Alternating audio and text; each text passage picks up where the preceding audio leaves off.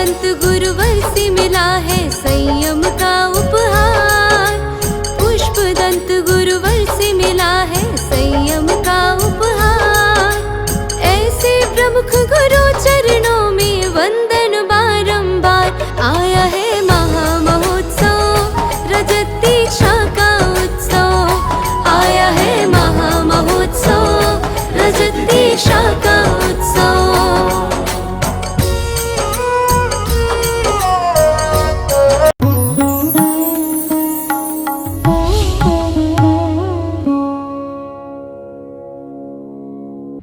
आचार्यों की बातों को पंडित दौलत राम जी 6 ढाला में पहली ढाल के 30वें दोहे में कह रहे हैं, 3 लोग को ना जुखाए मिटे न भूख कड़ा ना लाहे।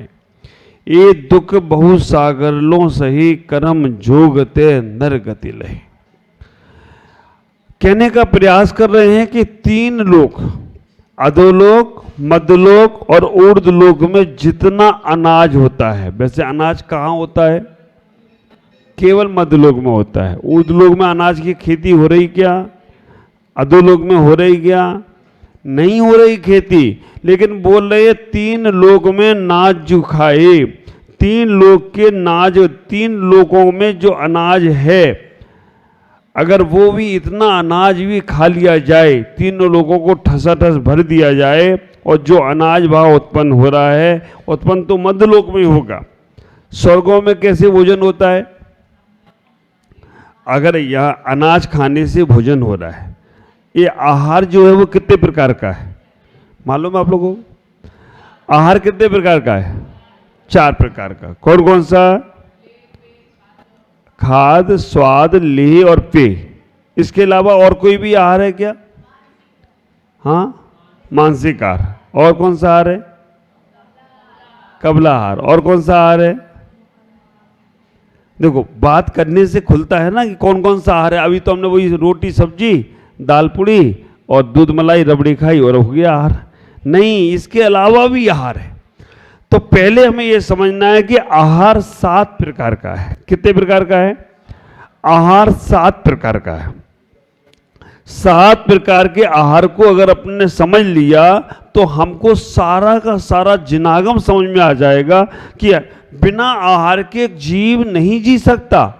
जो भी जीव जी रहा है उनको आहार करना ही पड़ेगा, क्योंकि पर्याप्तियों में सबसे पहले 6 पर्याप्ति हैं। आहार पर्याप्ति, इंद्रिय पर्याप्ति, आयु पर्याप्ति, श्वासोच्छ्वास पर्याप्ति, है ना, और आप भाषा पर्याप्ति और मन पर्याप्ति। तो आहार पर्याप्ति है। जो भी जीव, एक इंद्रिय, पेड़ पौधों की भी ये पर्याप्ति है।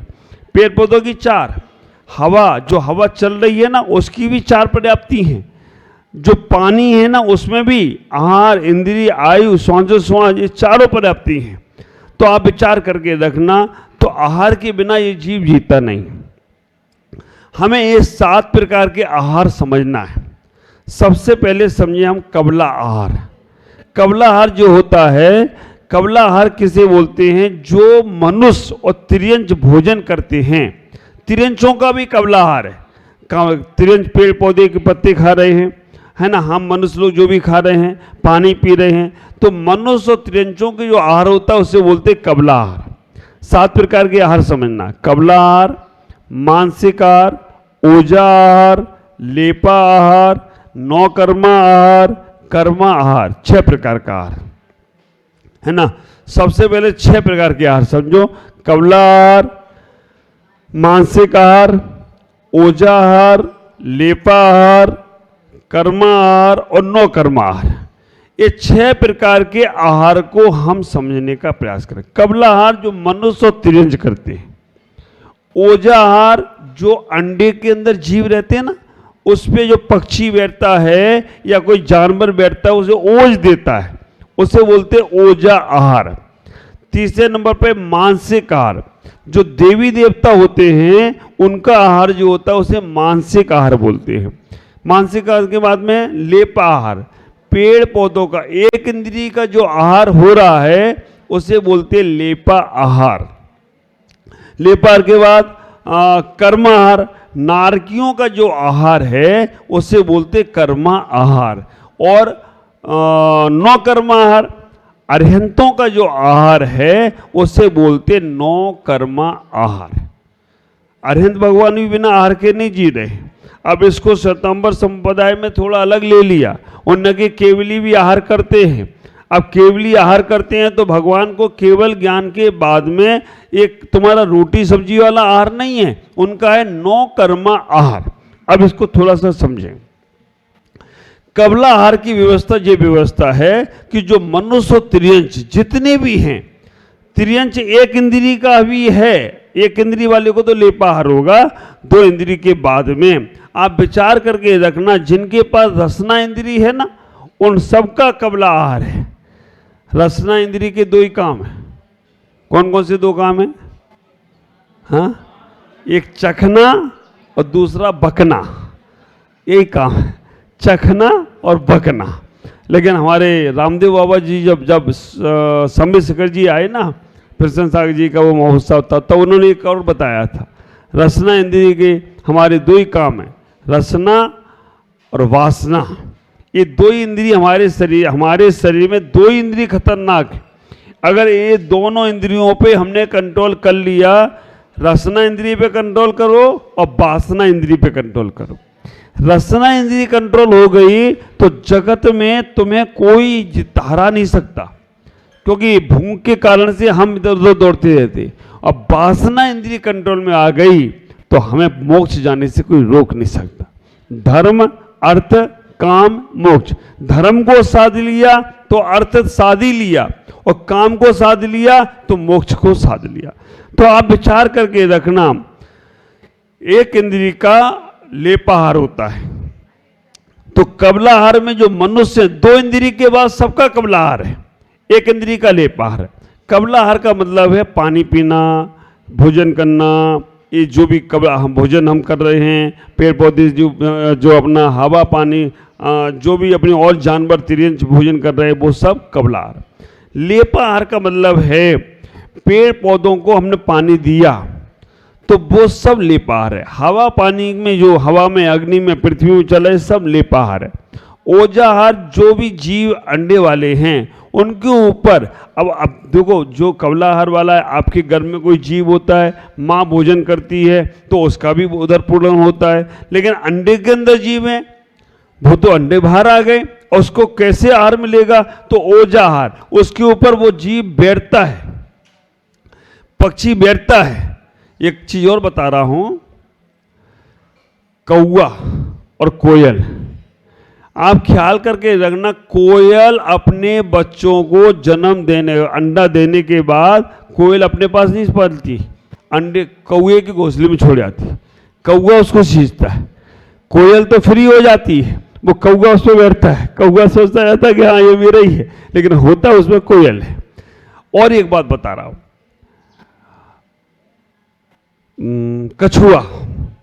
कछुआ अपने बच्चों को जन्म दे देता है, अंडे में देता है, एक छोर से दूसरे छोर पर छोड़ देता है, और यहां से वो देखता रहता है, देखते देखते ही अपनी ऊर्जा वहां पहुंचाता रहता है।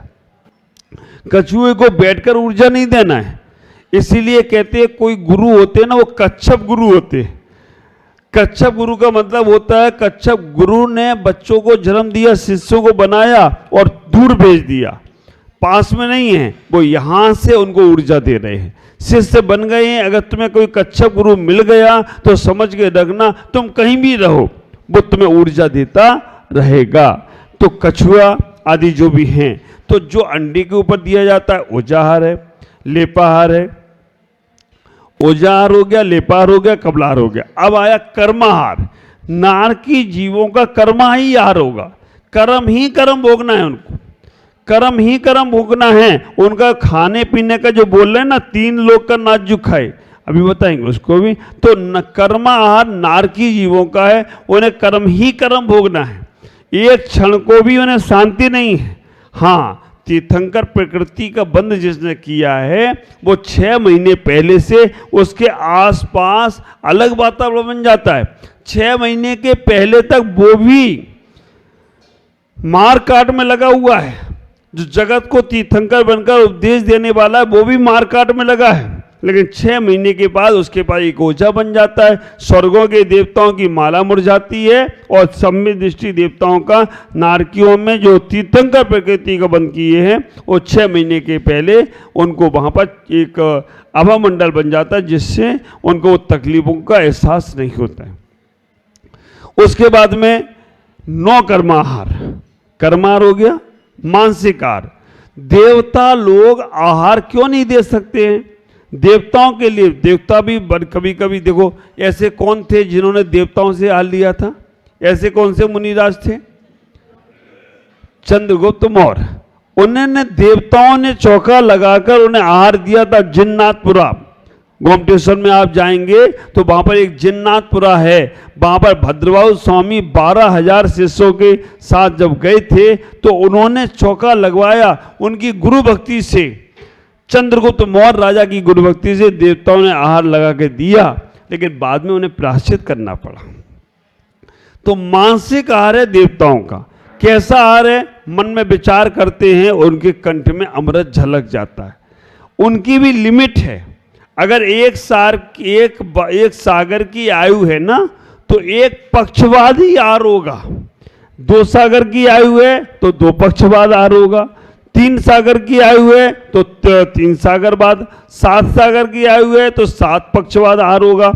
और आहार का मतलब है भोजन नहीं होता है, उनके कंठ में अमृत झलक जाता है। इसको बोलते हैं मानसिक आहार। और अब वो आहार दे रहे हैं साधु को और उनके कंठ में अमृत भी झलक रहा है, तो वो अपना आनंद लें या साधु को आनंद दें? इसलिए उनको मना किया, तुम आहार नहीं दे सकते हो।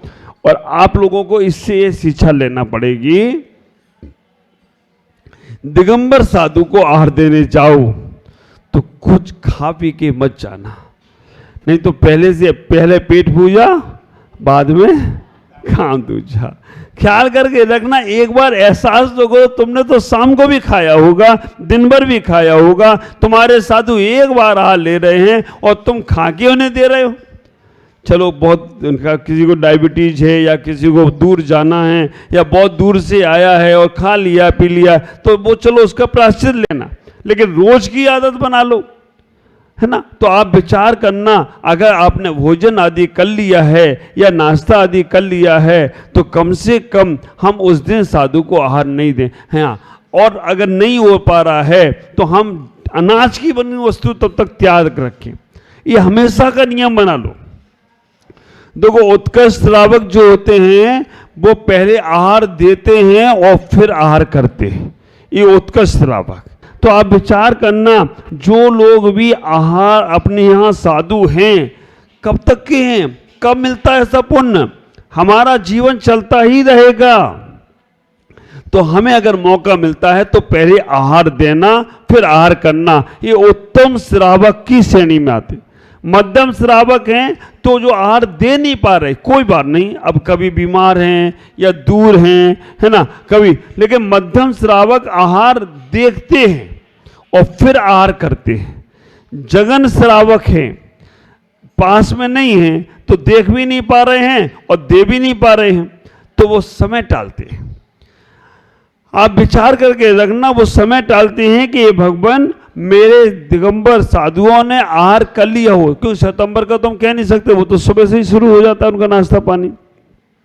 हमारे साधु दिगंबर साधुओं ने आहार कर लिया हो, उनके आहार निरंतराय हो गए हों, तो अब मैं भोजन करता हूं। ये प्रार्थना तुम कितने बजे करोगे? सुबह कर नहीं सकते, क्योंकि सुबह तो साधु आहार करता नहीं। तो कम से कम 10 बजे तक के लिए हम सब लोगों को इतना व्यवस्था बनाना, हम अपना 9 से 10 के बीच का इंतजार करें। उसके बाद, और अगर पूरा ना कर पाओ तो कम से कम अनाज की बनी वस्तु नहीं खाएंगे। आप जगन श्रेणी के श्रावक बन जाओगे। उत्तम श्रावक, मध्यम श्रावक, जगन श्रावक। और निकृष्ट कौन सा होता है? ना जो आहार देता है, ना आहार देखता है, ना आहार का समय टालता है, सुबह से ही गड़बड़ शुरू कर देता है, सुबह से ही चरना शुरू कर देता है। सब देखो, चरना और भोजन करना। सुबह से जो व्यक्ति पहले भजन करता है फिर भोजन करता है तो समझ लेना वो भोजन कर रहा है, और सुबह से भजन नहीं कर रहा है और सुबह से खाना पीना शुरू, बेड टी है ना, पलंग पे ही चाहिए चाय, तो बेड माने तो खराब, खराब माने चाय। तो आप विचार करना, सुबह से ही आपको ये लगना है। और कई बार तो मैं पूछता हूँ भाई सुबह से मत किया करो, बोले हमारा प्रेशर ही तब बनता है। अरे तुम्हारी बुद्धि, प्रेशर ही तब बनता है हमारा जब चाय अंदर जाएगी तभी। तो बस डॉक्टर को ये लिखना चाहिए प्रेशर बनाने के लिए कि भाई दो इनको चाय। तो हमें ये सद श्रावक की श्रेणी में आओ। मैं आपसे कहता हूँ ये जीवन बहुत बड़ा नहीं है, कम से कम हम मुनि नहीं बन पा रहे हैं, हम आर्काएं नहीं बन पा रहे हैं, उत्तम श्रावक बनने की कोशिश करो। अगर आपके नगर में साधु हैं तो आप उनको, कोई भी साधु को एक गिलास दे के चले जाओ। नहीं देके जा पा रहे हो, मध्यम श्रावक बनो, कम से कम आहार देख के चले जाओ। कैसे हाथ पे कर पात पे हाथ लेते हो। अरे कल भी तो देखा था, आजकल तो इतने होशियार आदमी हो गए, भगवान का अभिषेक भी टीवी पे देखते हैं और आहार भी टीवी पे देखते हैं। मैंने वाह, कल से तुम टीवी पे आहार देने मत लग जाना, नहीं तो बस शुद्धि का बनाओ, टीवी में आहार शुरू हो, ऊपर से डालते जाना, रोटी सब्जी दाल पानी, एक ही दिन दे पाओगे, दोबारा टीवी नहीं चलेगी। तो हमें इतना ही विचार करना है कि हमें आहार का देखें, और नहीं तो आहार का समय तो सबको टालना चाहिए। अगर इस भोजन की भूख से बचना है तो अगर आपको इतना ही ख्याल करना, अगर 3 लोग का नाच जो खाए मिटे भूख कड़ा ना लाए। बार बार जो तुम भोजन कर रहे हो ना, वो यहाँ जो बार बार कर रहे हो तब एहसास करो वहाँ पे इतनी भूख लगी है कि 3 लोग का में जितना अनाज भरा जाए, 3 लोग में अनाज होता नहीं है, लेकिन 3 लोग में जितना अनाज भरा जाए वो भी तुम खा लो तो भूख कम होने वाली नहीं है। अब उसके लिए बचना है तो यहाँ पर आपको अपने अभ्यास करना है। 1 बार खाए सो योगी, 2 बार खाए सो भोगी, 3 बार खाए सो रोगी, और 12 बार खाए सो निश्चित दुर्गति होगी होगी होगी। आज इतना ही कहूँगा कि हमें 3 लोग का नाज नहीं खाना है, तो हम अपने जीवन में यहाँ पर 3 लोग के नाज जितनी भूख नहीं सताना है। तो यहाँ हमें नियम अपने संयम बनाना है कि हम 9-10 बजे तक अनाज का भोजन नहीं करेंगे, है ना। उसके बाद में हमें ये संकल्प करना है कि हम दिन में ही खाएंगे, रात को नहीं खाएंगे। तीसरे नंबर पर यह संकल्प करना है कि हम भक्ष्य ही भोजन करेंगे, अभक्ष्य भोजन नहीं करेंगे। शेष चर्चा कल करेंगे। आज इतना ही। ओम नमः। जय गुरुदेव।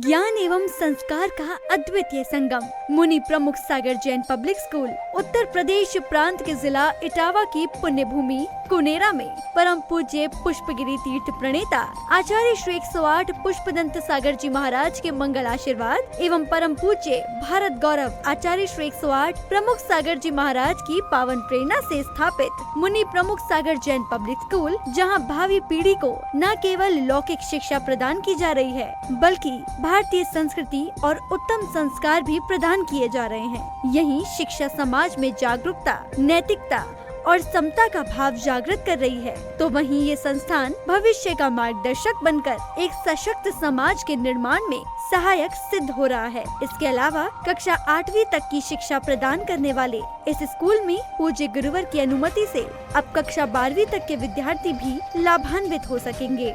अब ये विद्यालय कक्षा 8वीं से 12वीं तक प्रारंभ होने जा रहा है, अतः निर्माण कार्य के शीघ्र आरंभ हेतु सधर्मी बंधुजन अपना अपना धर्म योगदान देकर इस पुण्य कार्य में सहभागी बने और अनंत कालीन धर्म लाभ अर्जित करें। अधिक जानकारी एवं सहयोग हेतु संपर्क करें छुलक श्री परमानंद सागर जी, आनंद बाबा, Shri Chhavi Sethi, Dimapur, mobile number 9436003664, Shri Rajesh Elani, Dimapur, mobile number 934666 966666 Sangeeta Jain Etawah mobile number 9897795058, Shri Mithun Jain Etawah mobile number 7300726318 एवं 9411989700।